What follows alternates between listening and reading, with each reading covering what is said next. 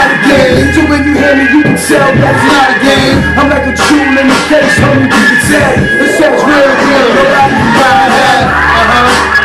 You rockin' with the movement. Come on, I said you rockin' with the movement. Hey yo, you rockin' with the movement. Today we just want to rap with LC a little bit in regards to what he's doing with his music and how he got involved with his music, and just pick his brain a little bit as far as where he sees hip-hop going. So with that said, LC, tell us a little bit about your background so we can have an understanding of what you're about and what made you get involved with what you do. Well, you know, go by the name of LC, which is not an acronym, it's actually the first two letters of my first and last name, which stands for LaVon Collins.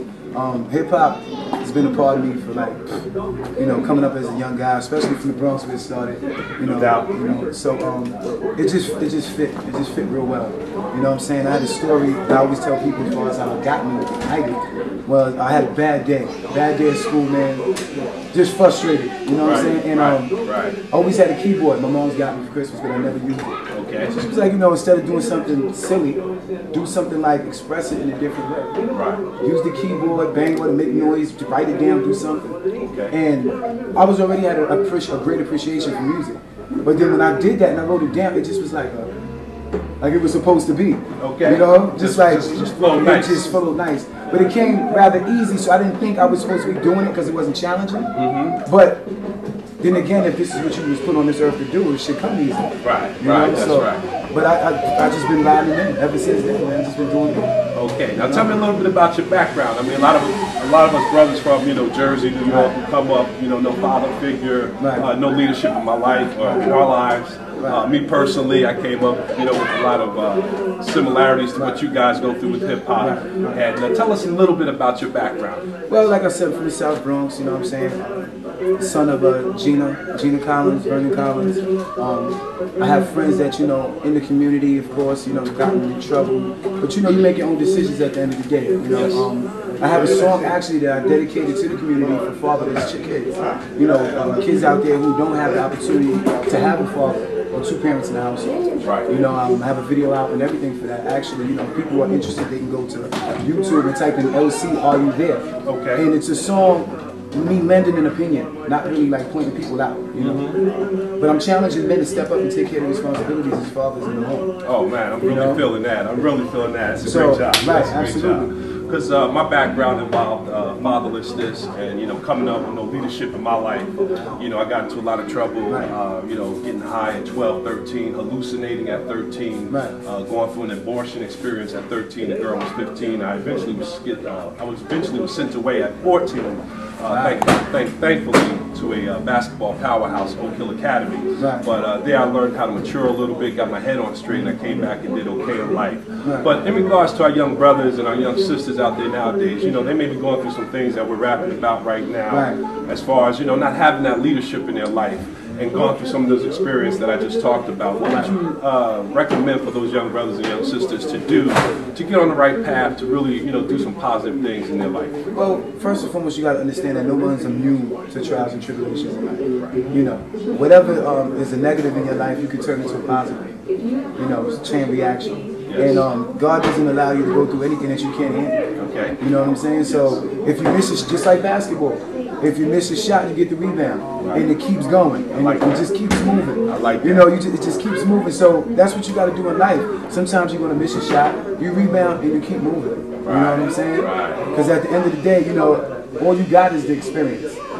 You can take that with you into the you know, classes. Okay. You know, so that's the way I like to view it. So I always tell people, when you miss your shot in life, you just rebound, you keep going. I like that. You gotta be just determined. keep going. Gotta be determined. Great. I also want to ask LC, you know, we have a lot of conversations going on in our communities about hip hop, you know, the internet, how you can do your own music, or should you sign with a label? And again, if there's some young people out there watching this video, what are your thoughts on, you know, trying to go alone, getting your hustle on, doing some things through the internet, through the streets, and then possibly, you know, getting in front of labels, talking from a position of power as compared to just looking to be signed by a label. Yo, I got to get down with a label, I got to be on, I got to get on with a label. What are your thoughts about, you know, trying to go on your own or versus getting right into a label?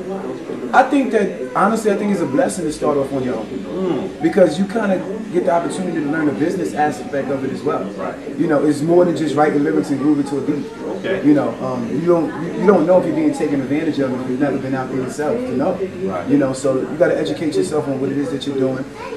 Actually being independent nowadays with so many different outlets that you can use to put your music out there, especially with the internet, the Twitter, the YouTube, the Facebook. So it's like all the things that you're going to do for yourself to put yourself out there, you can actually do yourself. Okay. You know, now you have the labels chasing you. All right. You know, so you know you can have a whole bunch of followers, but I think it's a blessing because I'm related to sports again since the community loves sports. Yes.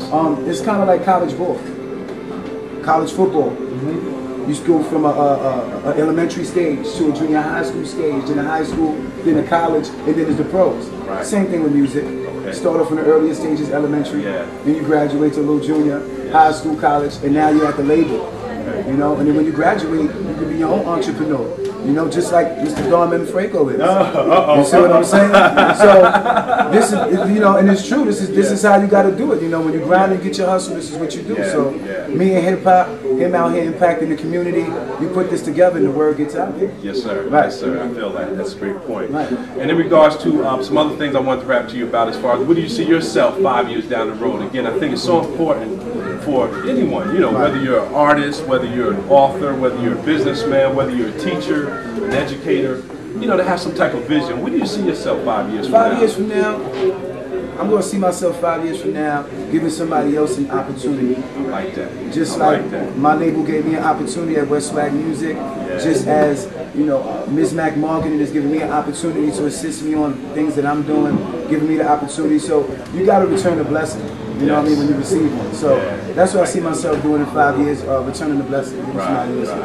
I'm feeling that. I like that. You know, it's all about helping people, and that's what we're here at FAMDO. We're all about helping people. It's really time for us as African Americans across the country to begin to rally behind a plan that's going to build into our young people, build into our communities, and begin to help one another. You know, you're from the Bronx, so I know you're a Knicks fan, right? I gotta be. I gotta be. I know he's a Knicks fan. It's only right. And I just wanted to bring up the fact that even, you know, you look at somebody like Jeremy Lin, you know, who's come on the scene so hard in the last 2-3 weeks. You know, there's talk at the Garden now about us going back to the 60s and the 70s when Clyde and Earl Monroe and Bill Bradley and all those guys played.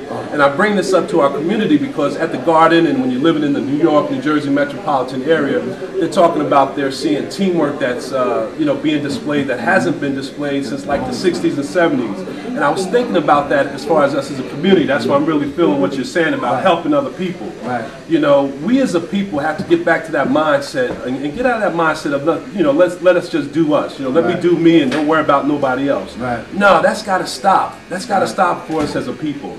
And in regards to this whole Jeremy Lin sensation, you know, like I said, everybody's talking about teamwork now. They're moving the ball. They're getting everybody involved. And that's what FAMDO is about. That's what I see Brother LC is about, you know, helping people. And that's where we have to go as a community right now, because as we can, you know, as we can tell, it's getting tough out here on everybody. And if we don't begin to come together and work as a team, I tell you, it's going to be very tough from here on out in the early part of the 21st century for us to do some great things and to be the people that God has called us to be. So I really like that, you know, point that you made about us helping each other. That's really good. Jeremy Lin, in a lot of cases, in a lot of instances, was a blessing. I say just not to his people, but to the world over, period. And to the community, because he's not the everyday dude or person that you see, you know, in Brooklyn, Queens, Manhattan, Bronx, you know what I'm saying, Harlem, you know, every day. So the fact that he's from a different ethnicity helps the world, because you know why? That's receiving someone that's not from where you're from. So that shows, oh man, I can take this guy no matter, because, you know, he's Korean, or, you know, he's green, or he's purple, his parents don't speak English. It's the fact that when you accept someone, you bring someone in and you make them feel comfortable, you can see that we're all the same. We just come from a different background. That's it. That's good. Well, listen, that's another episode of FAMDO with my man LC. Yes, pleasure. All right. Nice meeting you, brother. Great speaking with you, brother. Likewise. And y'all just continue to check us out from Uppercuts here in Linden, New Jersey. We're going to have some more segments coming at you in a second.